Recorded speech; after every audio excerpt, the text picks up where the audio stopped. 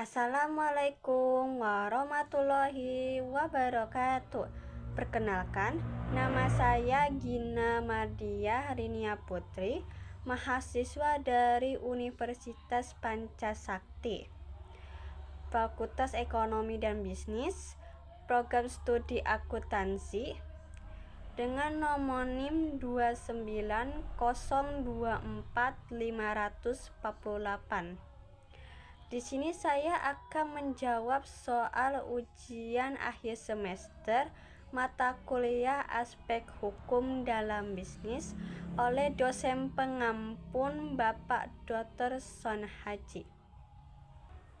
Soalnya, seorang seniman menciptakan karya seni digital yang kemudian diunggah ke media sosial dan dibagikan secara luas.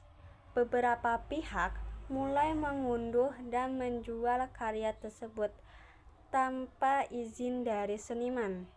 Apa yang diatur oleh hukum hak cipta dalam hal distribusi dan reproduksi karya digital di dunia maya? Bagaimana seniman dapat melindungi karya dari penyalahgunaan oleh pihak ketiga?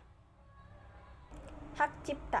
Hak cipta adalah hak eksklusif yang diberikan kepada pencipta untuk mengatur penggunaan reproduksi, distribusi, dan pemanfaatan karya intelektual yang mereka ciptakan. Karya intelektual mencakup berbagai bentuk ekspresi seperti tulisan, musik, seni rupa, film, dan karya kreatif lainnya. Hukum hak cipta yang mengatur dalam hal distribusi dan reproduksi karya digital di dunia maya melalui 1. Undang-Undang Nomor 28 Tahun 2014 tentang hak cipta, terutama alinea B yang berisi bahwa perkembangan ilmu pengetahuan teknologi, seni dan sastra sudah demikian pesat sehingga memerlukan peningkatan perlindungan dan jaminan kepastian hukum bagi pencipta, pemegang hak cipta, dan pemilik hak terkait, sehingga karya intelektual yang mereka ciptakan mendapatkan perlindungan selama masa hidup pencipta ditambah 70 tahun setelah kematiannya, dan mengatur sanksi bagi pelanggaran hak cipta. Yang kedua, Konvensi Berne. Konvensi ini berasal dari perjanjian internasional yang pertama kali mengatur tentang hak cipta, disetujui di Bern, Swiss pada tahun 1886. Konvensi ini memastikan karya yang dilindungi hak cipta di satu negara anggota juga mendapatkan perlindungan di negara anggota lainnya. Kemudian yang ketiga, Perjanjian TRIPS atau singkatan dari Trade Related Aspects of Intellectual Property Rights. Perjanjian yang menetapkan standar perlindungan hak kekayaan intelektual termasuk hak cipta di negara-negara anggota Organisasi Perdagangan Dunia. Cara seniman melindungi karyanya dari penyalahgunaan oleh pihak ketiga. Yang pertama, menambahkan tanda air.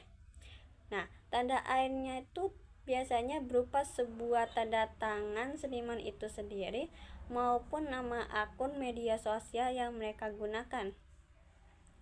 Biasanya tanda airnya itu diletakkan di tengah-tengah karya agar tidak mudah untuk dihapus oleh pihak lain, dan bahwa ini sebagai bukti karya miliknya sendiri dan mudah untuk dikenai oleh orang lain. Nah, untuk contoh lebih lengkapnya, saya terdapat postingan lama karya digital saya di Instagram tapi ini berpotensi tanda air milik saya yaitu sebuah nama akun Instagram saya bisa dihapus tanda airnya karena diletakkan bukan di tengah-tengah karya.